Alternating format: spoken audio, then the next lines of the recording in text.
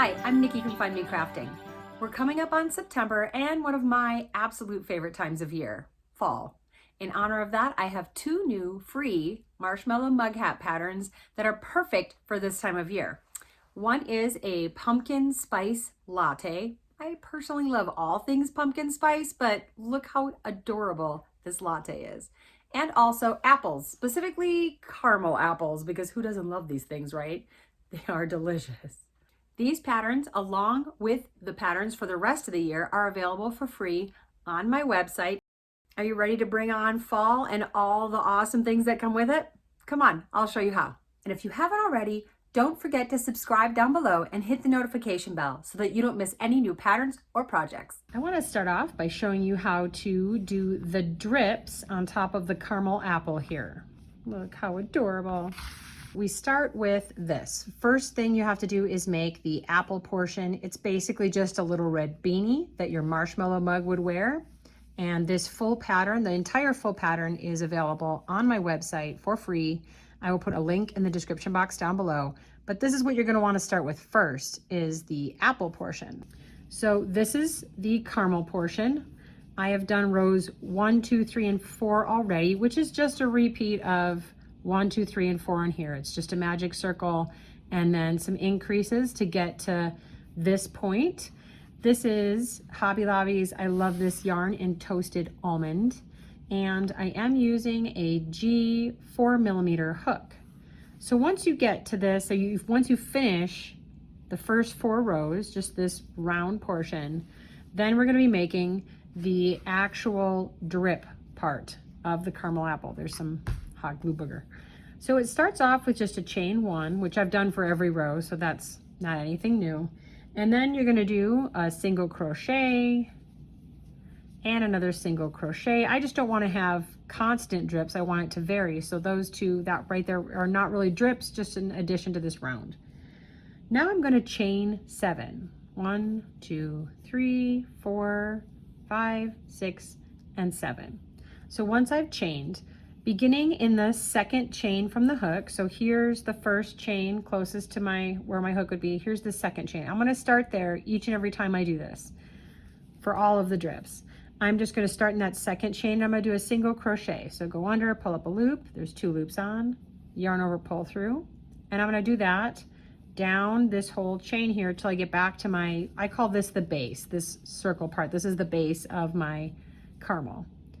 So here's my third one, and then 4,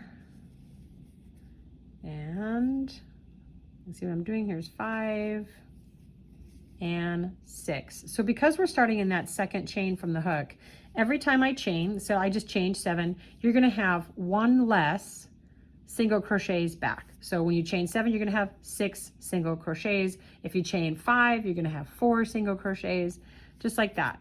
So now that I've finished that, in the next stitch, whoops, I've turned it around. In the next stitch, I'm going to slip stitch. That just kind of attaches the other side of my drip so that it's not going to float around.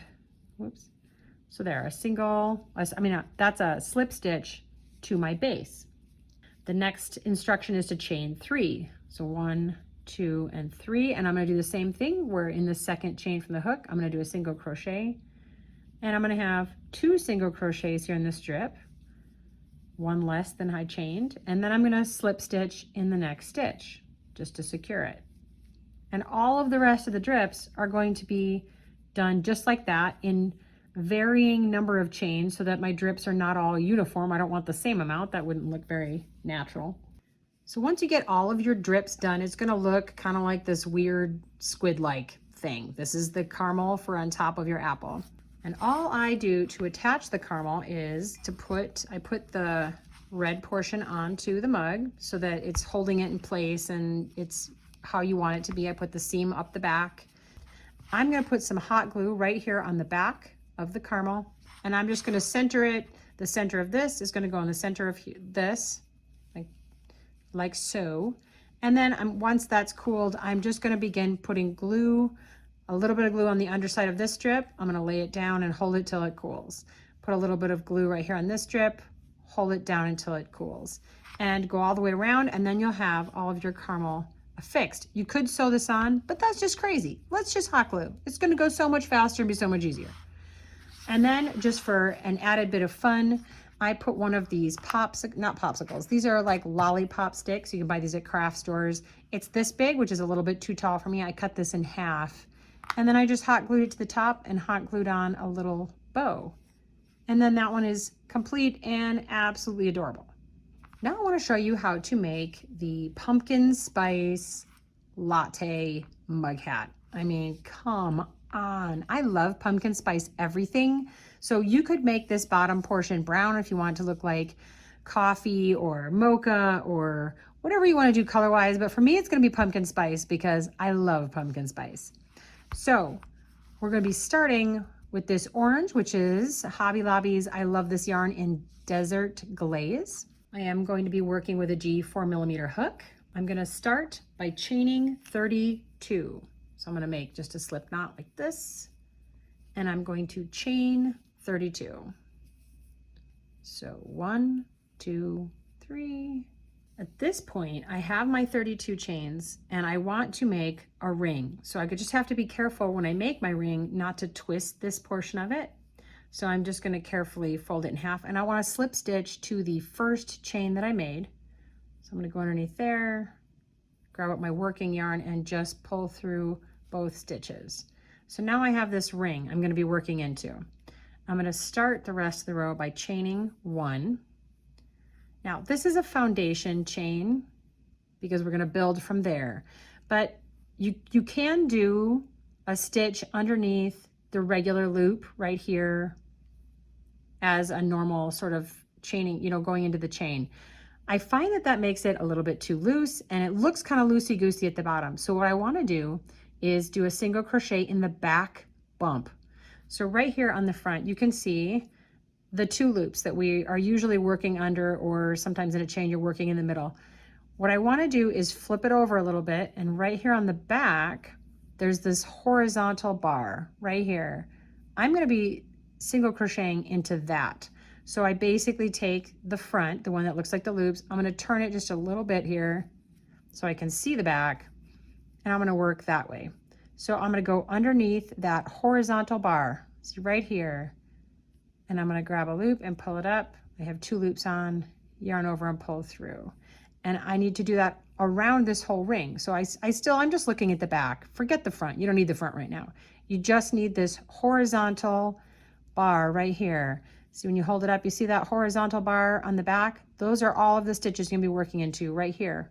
And I want to go all the way around it, and I'll have 31 single crochets. So I'll do it again. So once again, there's the front with all of the normal 2 loops. We're gonna just turn it. Here's my back bar. I'm gonna go underneath that back bar, grab a loop, 2 loops on, yarn over and pull through. I'm back around here to where I started. I have this fun little ring, and I'm gonna be slip stitching to the first single crochet in my row, just like that. I'm gonna chain 1, and then the rest of this base is just single crochets. I'm gonna do rounds 2, 3, 4, 5, 6, 7, and 8 are just gonna be single crochets around this ring, 31 of them in each row or round, depends on, same thing. So I'm just gonna go around and build this as like a band. Once you get to that point, this is what you're left with, this sort of round band. And I have clipped off my yarn, I finished it off, and I wove in my ends. So now we're going to add the whipped cream here on top. I am going to be using, I love this yarn in antique white. You could also do it in white. I like just the slightest bit of like sort of the brown that they add to this, or whatever color it is. I think it's a light brown. That makes it look a little more like realistic cream to me, but white would also work. I'm still using my G 4mm hook, and I'm going to make a slip knot with my white. And I'm going to find the spot where this is where my seam is. You can see right up here at the back. I'm going to attach near that just so I keep all my seams in the same place. So I'm just going to start there, and I'm going to slip stitch. Just pull this through like this and do like a chain to secure it. Oops, I keep picking up the wrong one. This entire section is going to be done in the back loops only. So what that means is, as I'm working, I am going to work, normally we would go under 2 loops, just like this. You would go under both loops. Here's your front loop here in the front, closest to me, and the back loop is this one right here. So I'm gonna be doing all of my stitches in just the back loop. I'm gonna do 1 single crochet, so I'm gonna go under that back loop, pull up a loop. I have 2 loops on, yarn over, pull through, that's 1. I'm gonna do 1 more just like that, under the back loop, yarn over and pull through, 2 loops on, yarn over, pull through. And now in this next one, I'm gonna do 2 stitches in this same stitch. So I'm gonna go under the back loop, yarn over, pull through, yarn over, go through that one. Now 1 more in the same stitch. Go underneath, pull up a loop, 2 loops on, yarn over, pull through. I'm gonna do that for the rest of this row. I'm gonna end up with 40 stitches in this row round because I'm adding. All of them are in the back loop. So I'm back around to where I started, and instead of slip stitching under the first stitch, which I like to do usually for these, I want to continue in a spiral. So I am not going to be attaching my rounds. I'm just going to keep going with my next round right here under the, this is a chain. You don't want to go under here. You want to go under the first single crochet of that row. And so I'm going to just go under the back loop, pull up a loop. There's 2 on, yarn over, pull through.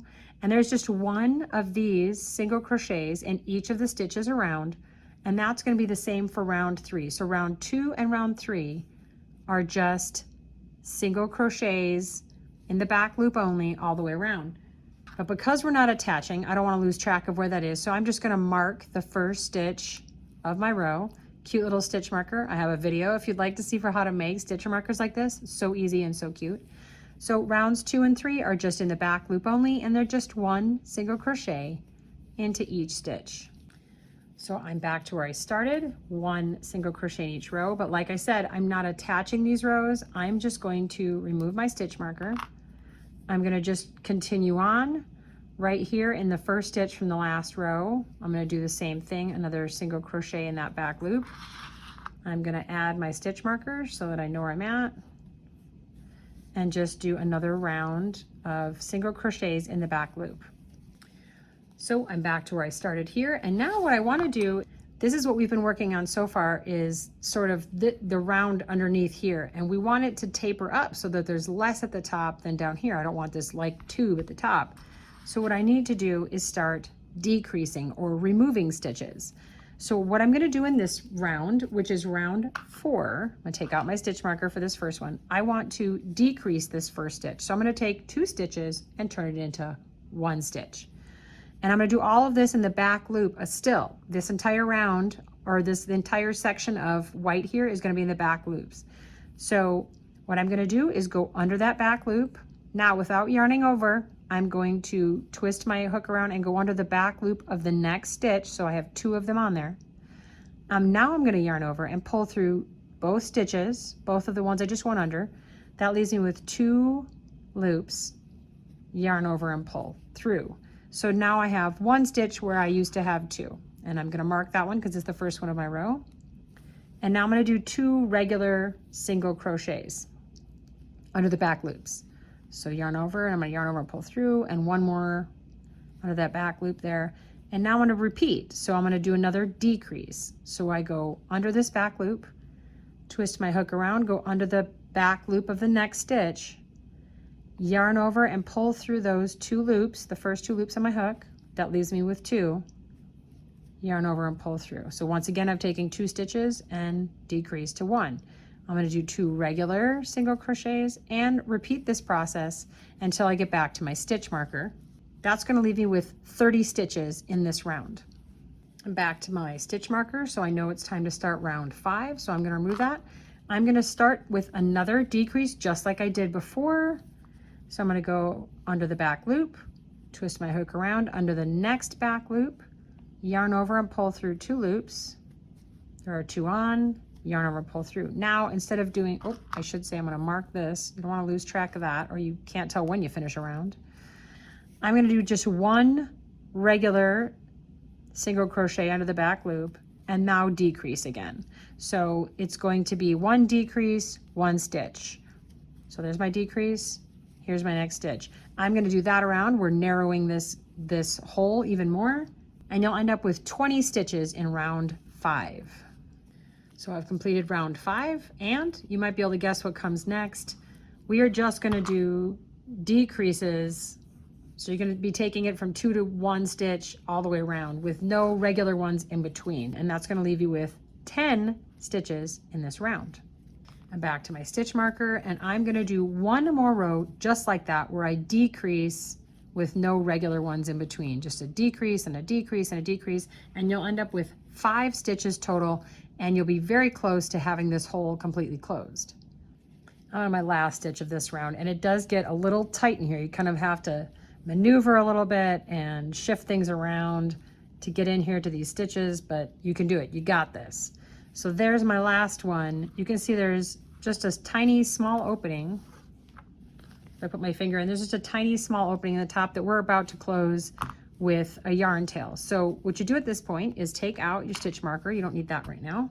I'm going to cut myself off an end, but leave myself a bit of a tail.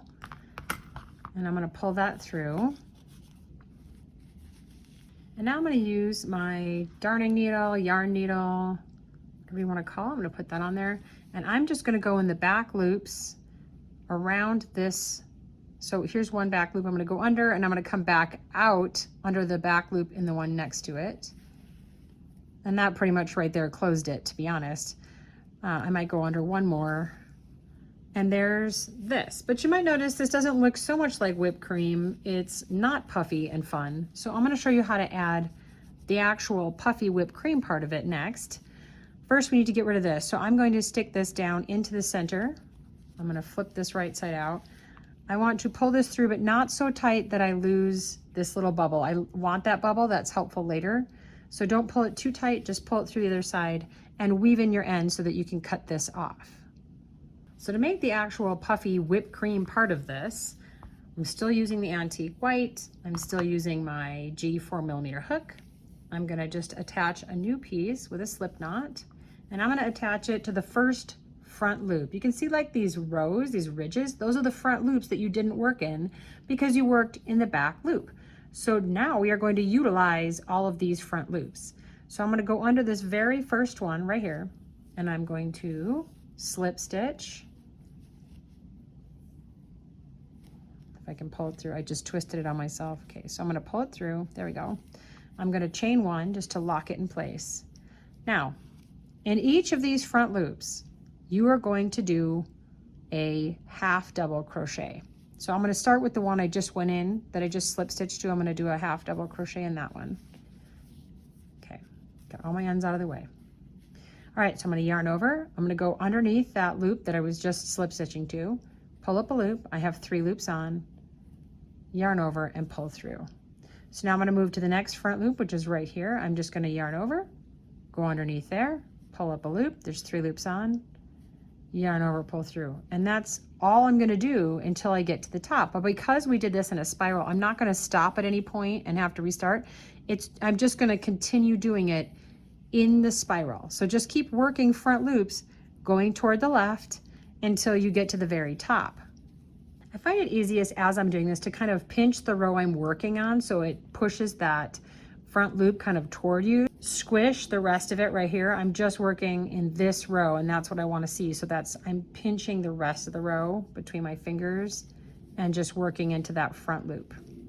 The higher you get, the closer you get to the top, the more you're going to need to pinch right underneath that front loop and kind of expose it, get it sticking up in the air so you can actually use it, so you can go underneath it, because otherwise it's hard to reach the stitch because these puffy rolls of whipped cream kind of get in your way and the rest of this kind of flattens out, and it really works better if you just kind of roll it toward you and pinch underneath so that you can work it. Up near the top, it's going to feel like it gets a little bit hairy because it's really tight in here and you're trying to add all these stitches. But it's totally worth it, so you have to keep going. It's just like an actual latte. You want all the whipped cream, right? That is one of the best parts. You have to add all of the whipped cream, but it is going to get a little bit crazy up in here where it's tight and you're trying to find those stitches. So once you've muscled through and you've got all of the whipped cream, you've worked in all of the front loops, I'm just going to cut, leaving myself a bit of a tail. I'm going to finish that off. And then what I want to do is just kind of secure this end so it's not sticking up weirdly. I'm going to do pretty much what I did with the last section of white. I'm just going to, well, unfold this area that I've totally mangled while trying to make my whipped cream. I'm going to go down right next to that stitch, my last stitch, right down here into the middle. I'm going to pull tight, but not too tight, because I like that little part sticking up. So just kind of like that. Go the inside, and I'm going to actually knot this so it doesn't come loose. So I'm going to go under 2 stitches and then go through the loop I just made and knot it. And then this part is still sticking up like that, and I'm just going to weave in my ends. So now really all that's left to do is decorate it. I do think it's fun if you take your fingers on the inside and push this, or if you pull that top piece up, it stacks it a little bit. I like how that looks better. So you put it on, here's what it looks like. And it's cute, but we can make this slightly cuter.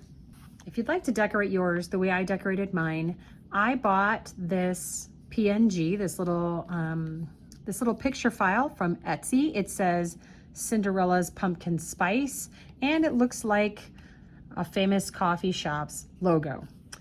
I uploaded it into Cricut Design Space, but you can use any program that you are comfortable with. All you need to be able to do is size the design so that it is 1 inch by 1 inch. Then just print it out on cardstock and laminate it. If you don't have a laminator, you could take it to an office supply store and have it done pretty inexpensively. Then just cut it out and hot glue to the front of the hat. For finishing touches, you can also glue on a chunk of a real straw or cut up a green pipe cleaner like I did. And then just add some glitter glue cinnamon dots. Now you're ready to kickstart the fall season. And don't forget to crochet along with me through the end of the year so that you have a full set of mug hats to either keep or give away. Happy crafting!